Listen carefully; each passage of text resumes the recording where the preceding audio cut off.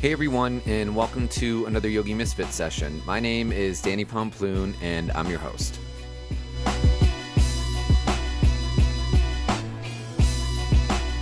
Today, we actually have a repeat guest on the show. Dushka Zapata is with us. Hola, Dushka. Hola, ¿cómo estás? I'm so good. How are you? Good. I'm super happy to be here. I love talking to you. I love talking to you too. Woo-hoo. So, for everyone that's tuning into the show, Dushka was one of my guests. I think you were like what, the fifth show, the sixth show? No, maybe earlier.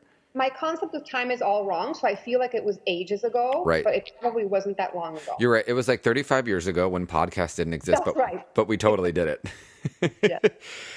So Dushka was on the show, and we chatted about a bunch of stuff on the show, and we actually saw each other in person again. And she was like, "Hey, I have some things that we should talk about again." And I was like, "Of course, yeah, we're totally going to do that." So we got her back on the show, and we're lucky to have her today. I'm so excited that we get to chat again.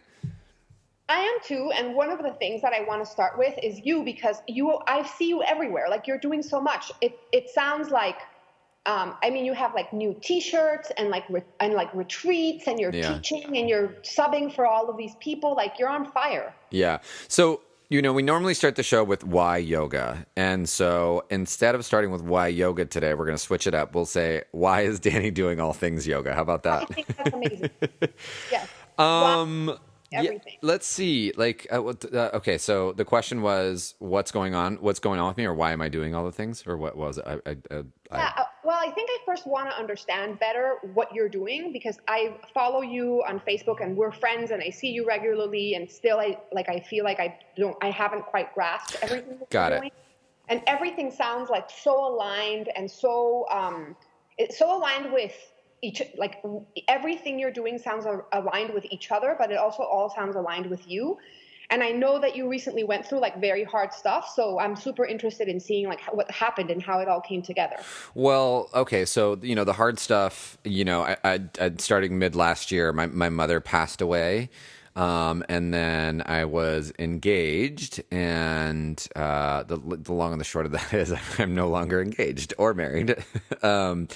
So that happened, and it was kind of like, it happened towards the end of 2017 and leading into 2018, and it was kind of like everything was just up in the air. I'm already, everyone says like, oh, Danny, you're always busy, and I understand that I choose to be busy. Like that's the way that I like my life, and I see it all as really healthy busy as well. And so, after the breakup, I kind of went through, well, I'm still going through it, that doesn't stop overnight, but I kind of went through like a whole, like, not discovering myself, because I know who I am right now in life, but really going after the things that I wanted. And, part of my relationship stuff was that, I was really committed to my work, and it wasn't a bad thing. It wasn't like a first place, second place thing. It is right now in my life, what I am doing, and my passion of yoga it was there. It was in the front line. And so I had to do the whole, living in San Francisco, moving around and finding an apartment thing. And once I got settled in, I was like, okay, I'm just going to go for this. The way I see it, Dushka, is I don't know when I'm going to have opportunity to do what I'm doing. And one, I wake up every day, and it's such a blessing for me to be able to do what I do. I just got back from India, and I actually was telling people how I had a terrible time in India. And it wasn't that like India was terrible. It was just like I had a lot of anger inside of me from just, recent trauma and stuff. And I wasn't like walking around kicking around stones being like, wow, India's the worst. But, I was boiling up inside, and it was anger is an emotion that we have to feel as people. It is. And it's a very painful one. It's a very, very hard one. And I don't let myself do it very often. And I let it out there. And I think I came back with the perspective of, I didn't go to India and it didn't change my life. Like, that's not my story about it. I went to India and it reaffirmed some things that I already knew in life. It just brought them back to light. And so I came back and said, okay, I've already, in a little bit of a rewind, I've already been putting in a lot of work for this yoga thing. So I started my teacher training a few weeks ago.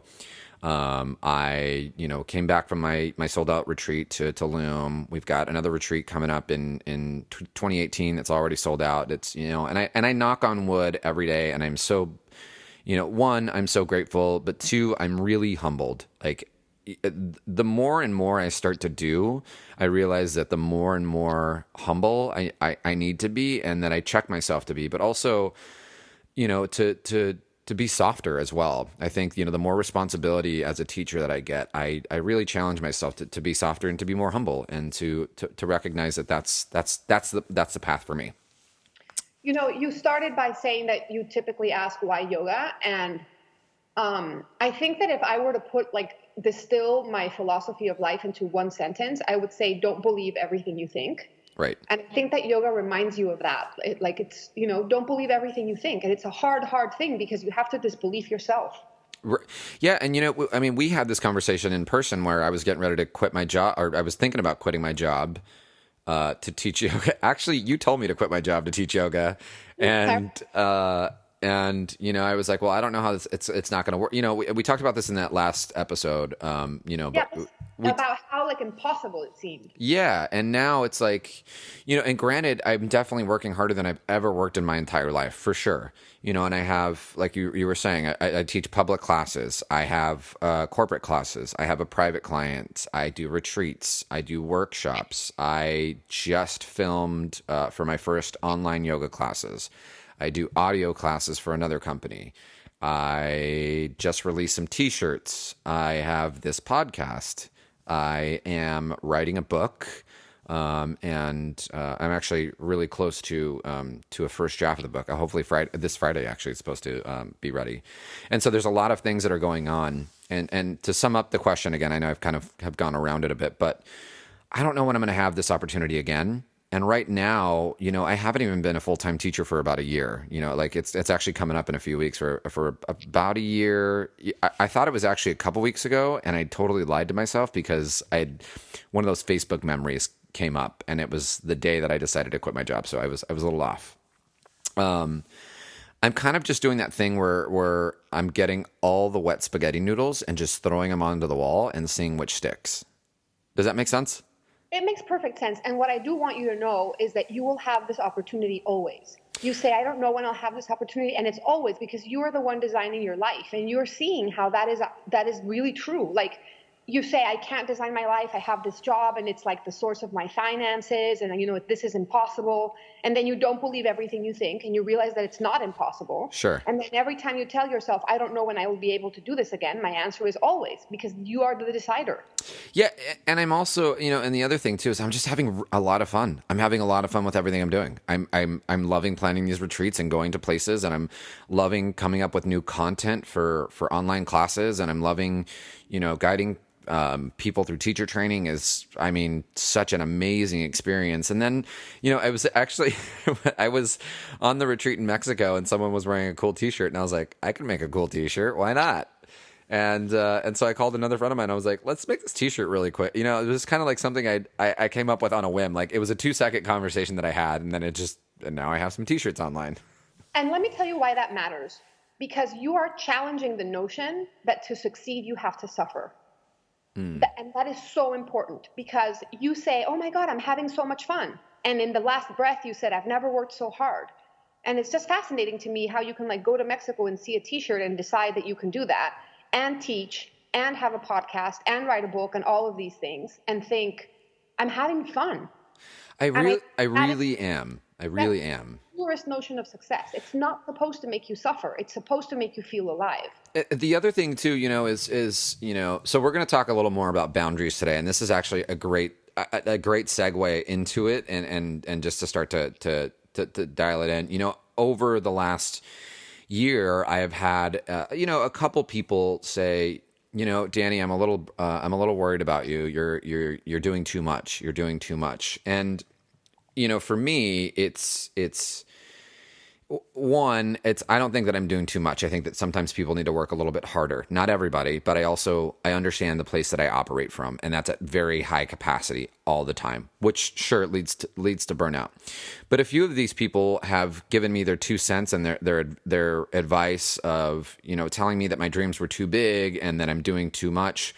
One, it wasn't invited. So clear break and boundary. Like, if it's someone that, it's very close to me, or someone that gets to work with me and gets to see my day to day and knows the place that I operate from, that's telling me that they're concerned, that's when I sit down and I say, okay, this is all right. But if it's an outcast and they're just kind of looking in and they're telling me things, I think it's super inappropriate, because here I am following my dreams and I'm also taking care of myself.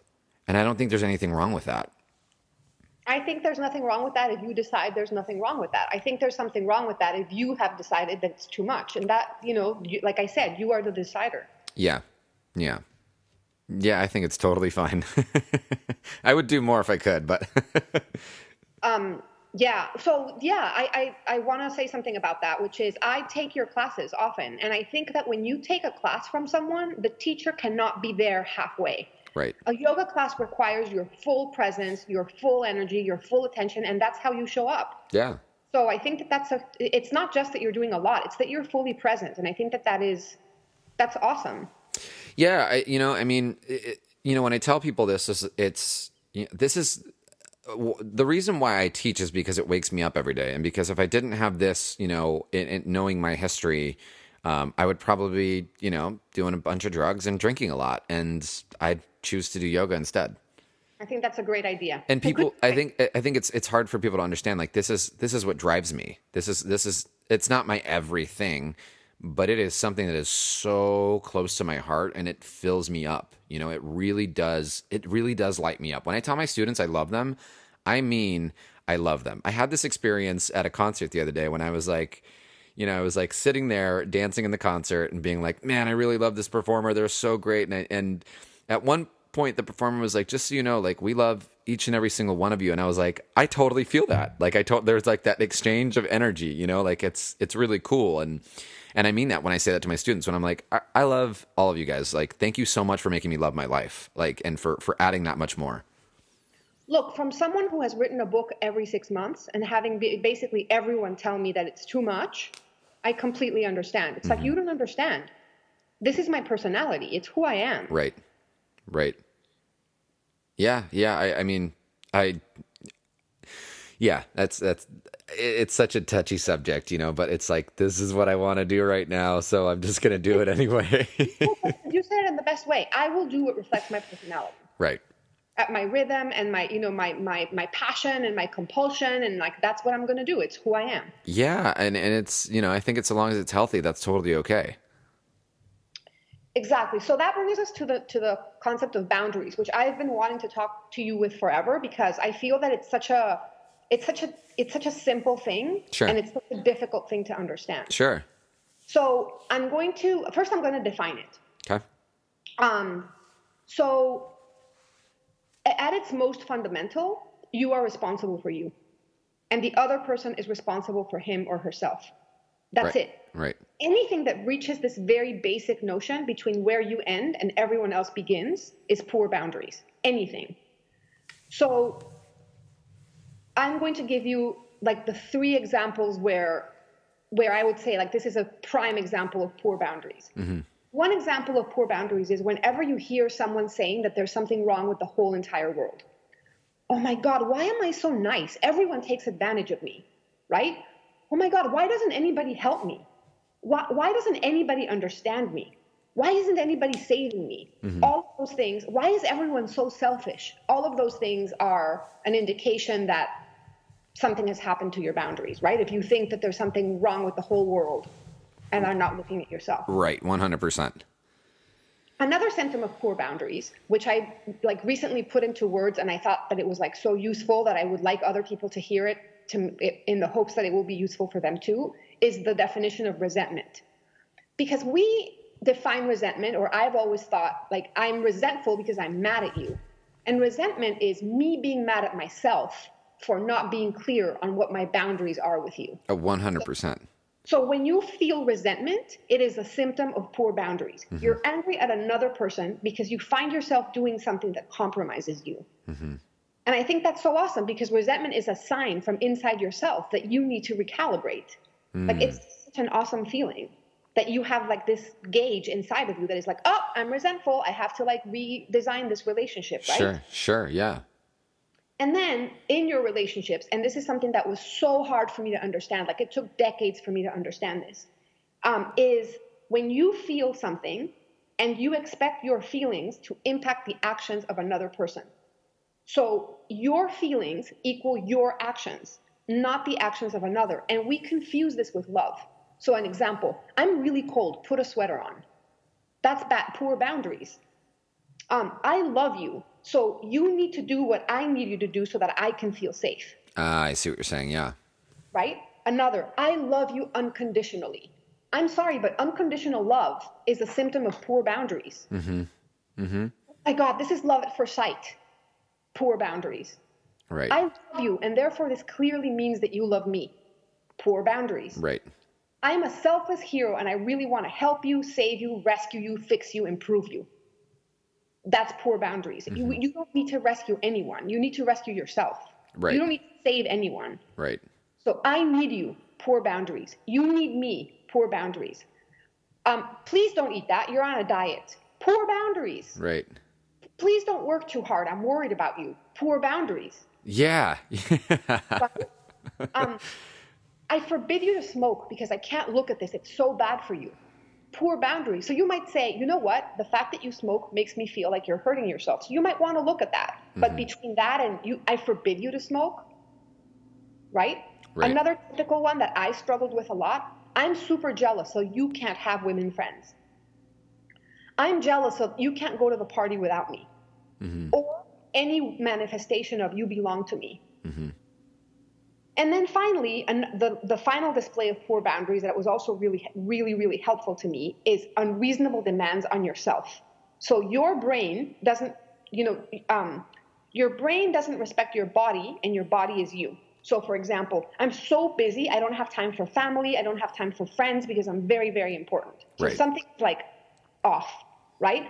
Sure. Or I stayed up all night working. When is this going to end? It's going to end when you decide, right? Right. I need time alone, but I don't want to hurt the people that I love. Right. Resting makes me feel so guilty. Napping makes me feel terrible. No, I don't think people really say napping makes you feel terrible. There's no way. I think people feel guilty about napping. Oh my God. No friend of mine. That's very. Some friends of mine are like, you nap? And I'm like, fuck yeah. Yeah. I really nap. It's very unpatriotic to not like naps. I agree. My siesta.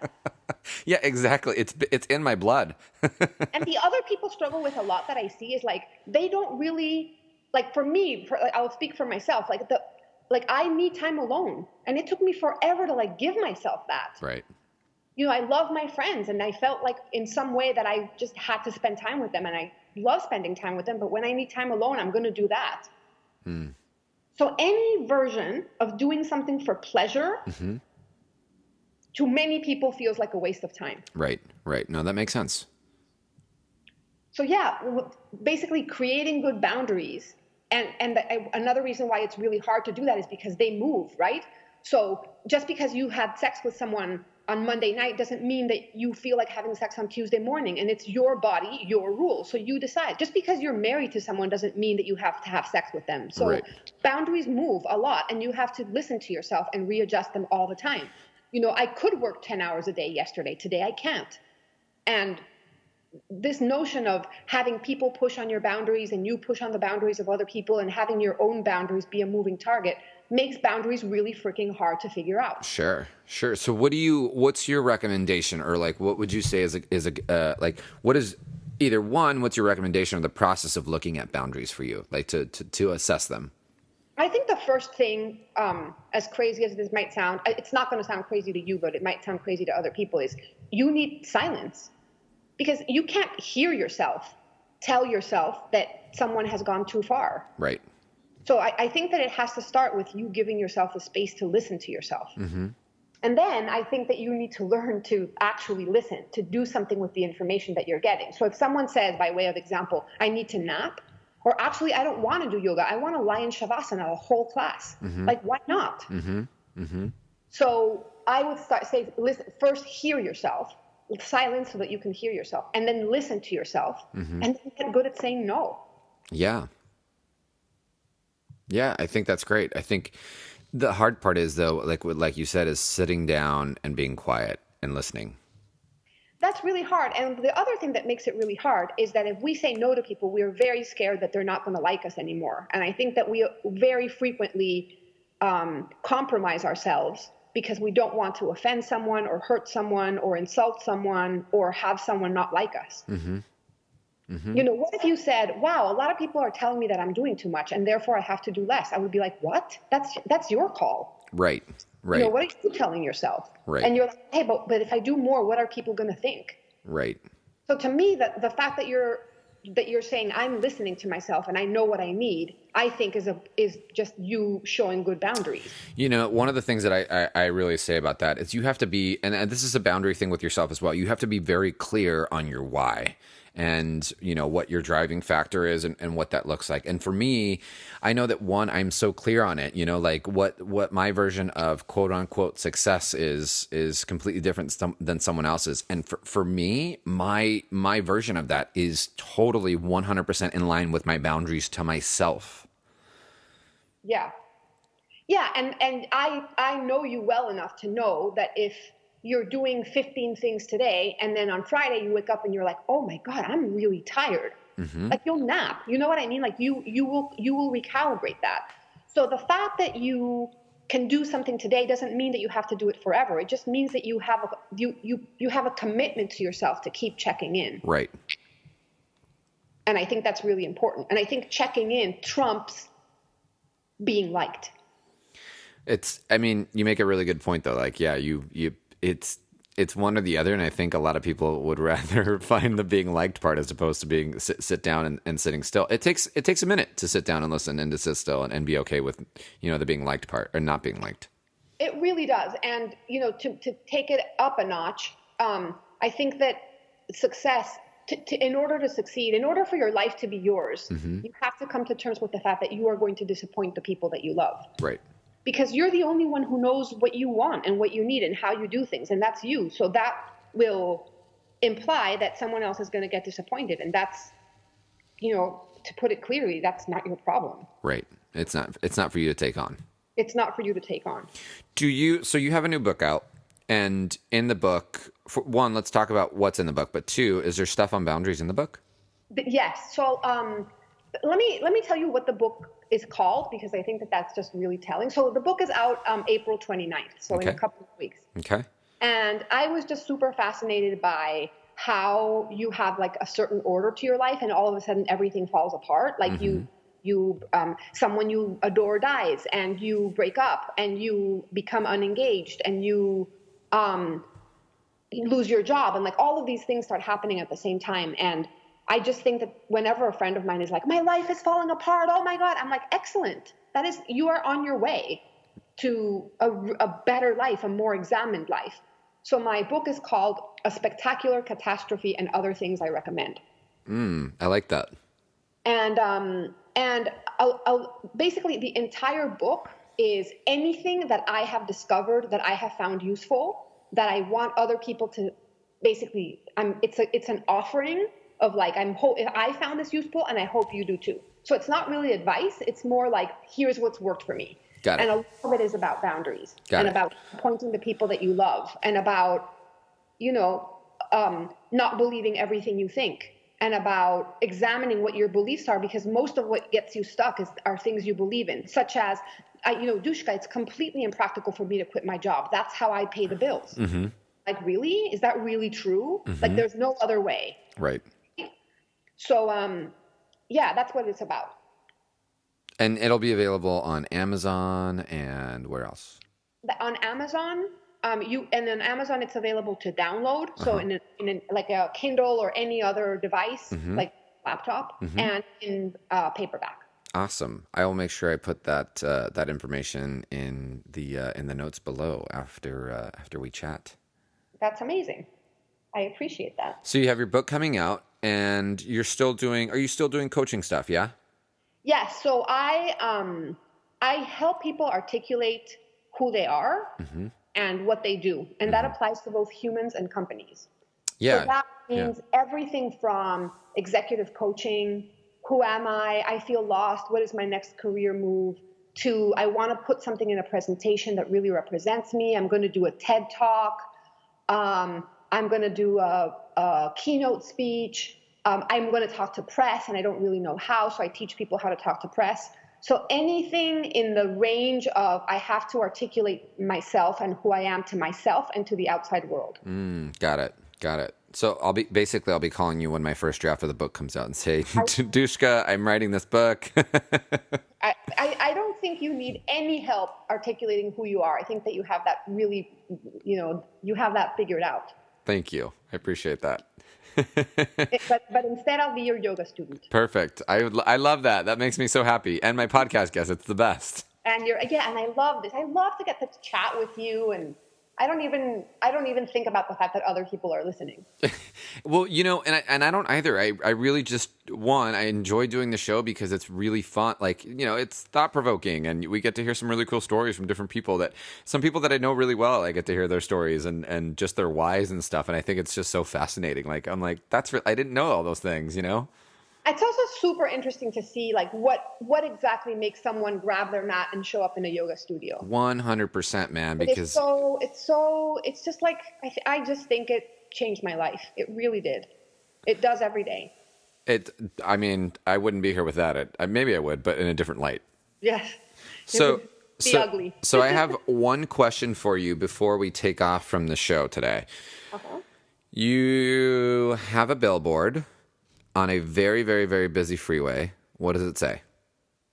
I think it says, "Don't believe everything you think." Perfect. Well, of course it does. Yeah. I just think that the first time I strung that sentence together and looked at it, I was like, this is insane. Like it's so important. Yeah. That's good. I love it. Awesome. So if you will allow me, yeah, I want to read you an Einstein quote. Yeah, let's do it.